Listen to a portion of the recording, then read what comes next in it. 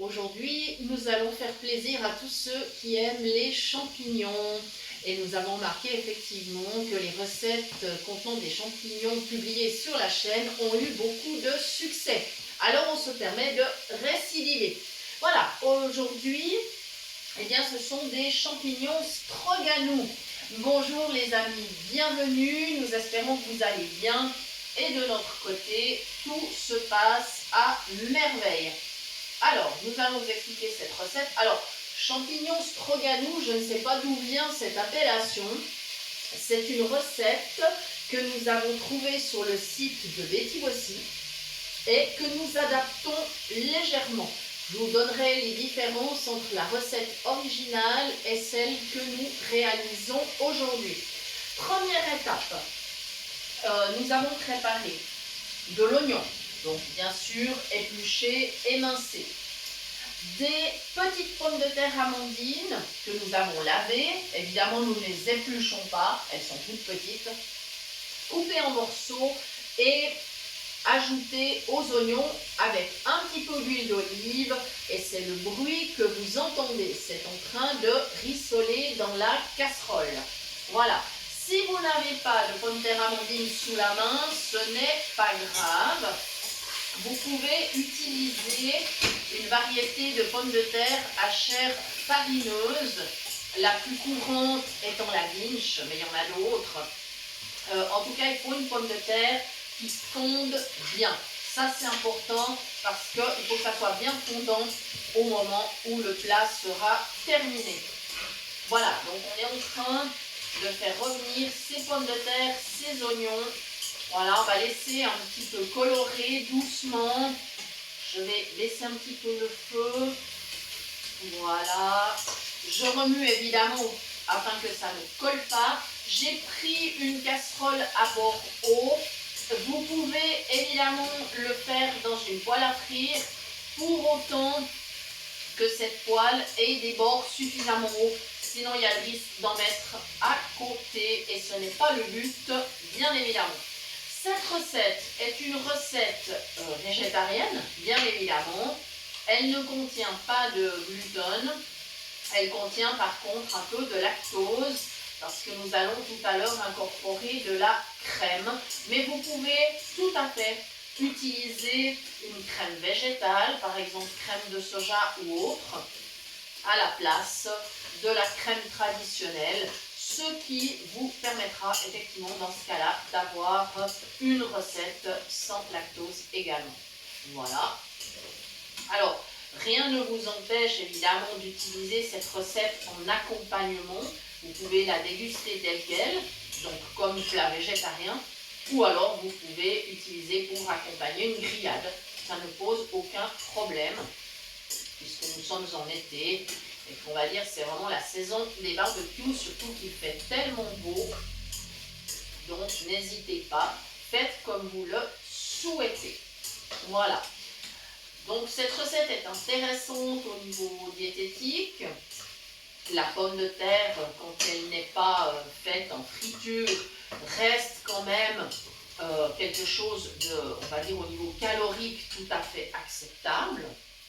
On est à moins de 100 calories pour 100 grammes quand même. Hein.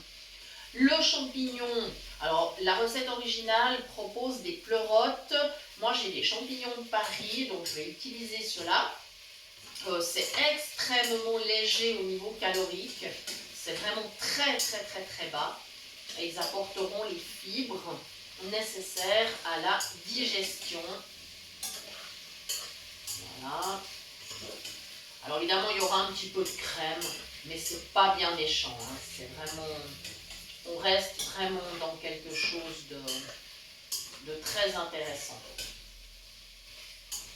C'est voilà, si vous le servez en plat végétarien, eh bien vous pouvez par exemple encore présenter une salade à côté. Il n'y a pas de problème.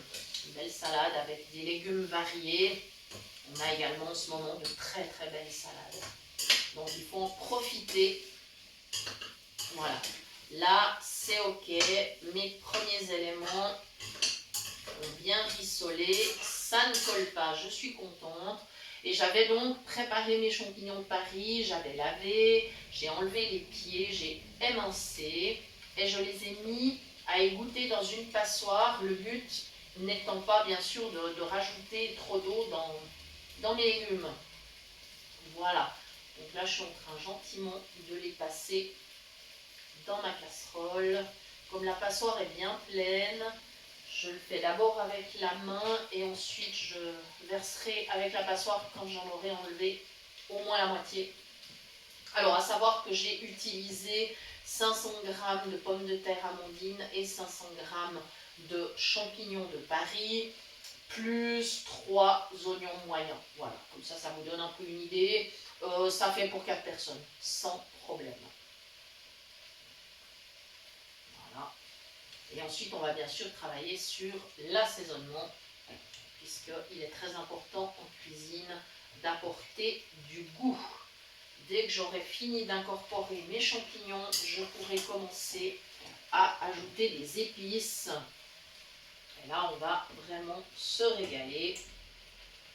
Le champignon étant assez neutre quand même, surtout le champignon de Paris d'ailleurs, il y a évidemment plusieurs solutions au niveau de l'assaisonnement.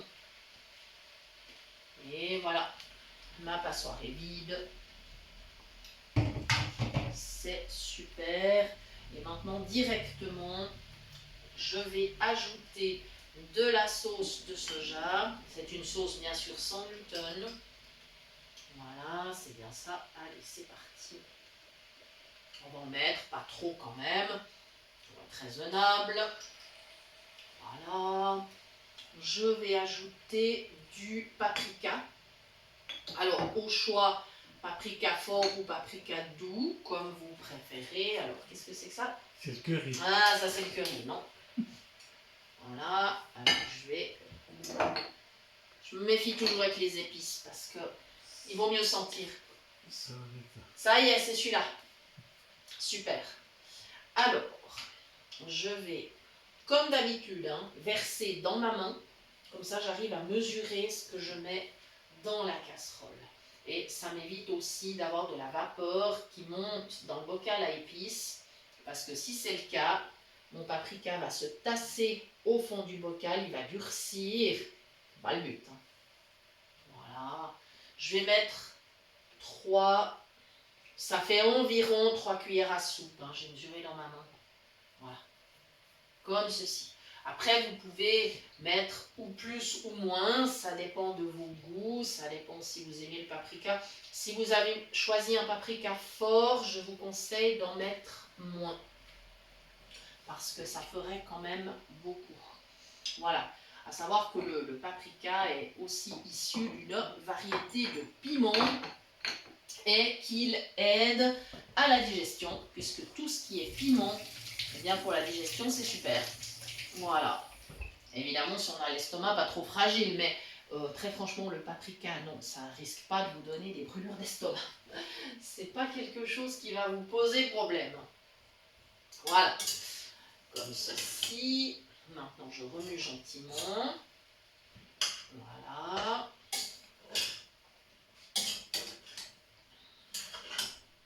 Je profite de l'occasion pour vous remercier, vous tous qui nous suivez. Bienvenue aux nouveaux abonnés. Vous êtes de plus en plus nombreux, ça nous fait extrêmement plaisir. Merci pour vos partages, vos commentaires, vos j'aime, vos messages.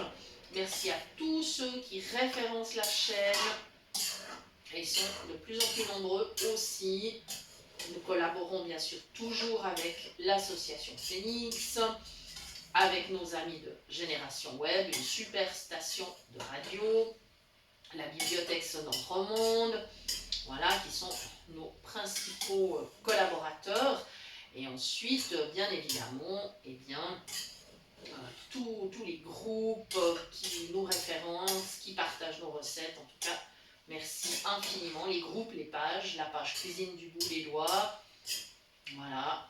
On a une excellente collaboration avec vraiment plein de monde et on en est très très très heureux. Voilà, maintenant je vais ajouter de la crème. Voilà, vous aurez remarqué que le feu est un feu doux. Je dois être à peu près à 3-4 sur 9. Voilà, j'ouvre ma crème. Je vais donner un tout petit coup de couteau pour l'ouvrir. Ça y est, c'est fait. Alors faites-le plutôt avec un ciseau. Je ne vous donne pas le bon exemple là, je suis désolée. Faites-le plutôt avec un ciseau. Voilà. J'ajoute. Au moment de servir, je mettrai quelques tours de moulin à poivre. Voilà. Mais on va dire que l'élément dominant dans cette recette, ce sera le paprika. Hein. Voilà, tout à fait. Je vais remonter temporairement le feu, mais temporairement, hein, parce que ensuite, je vais laisser mijoter au moins 20-25 minutes, en surveillant bien sûr que ça n'attache pas, que ça ne colle pas. Voilà. Et je vais même, sur la fin, je pense, ajouter peut-être un petit peu de persil. Voilà, parce que ça fera une jolie décoration, ça fera une présentation qui sera super sympa. Voilà. Ouais, c'est reparti. Si on s'aperçoit qu'il n'y a pas assez de liquide, on peut ajouter un petit peu d'eau. Bon, faut pas exagérer. Le but, c'est pas non plus de noyer les légumes. Hein. Voilà, c'est pas de la soupe. Hein. On est bien d'accord. C'est un plat de légumes mijotés, mais ce n'est pas de la soupe. Voilà. Et je vous rappelle bien sûr que vous pouvez toujours nous retrouver sur notre page Facebook. Et bien évidemment, vous pouvez nous écrire à notre adresse mail cuisinepratique@mail.ch. Nous vous répondons avec très grand plaisir dans un délai de 2 jours. Voilà, dès que ce sera terminé, eh bien, je vais couvrir, je vais baisser le feu et laisser mijoter. Alors, je vous dis encore que la recette originale prévoit que tout à la fin, on puisse ajouter des petites rondelles de concombre au vinaigre. Alors moi, j'ai trouvé ça un petit peu étrange. Je ne vais pas le rajouter maintenant. Libre à vous, je vous donne la recette telle qu'elle est. Faites-nous un retour d'expérience si jamais vous ajoutez les petits morceaux de concombre. Voilà. En tout cas, nous vous souhaitons beaucoup de plaisir à réaliser cette recette et nous vous donnons rendez-vous très bientôt pour de nouvelles idées cuisine. Merci.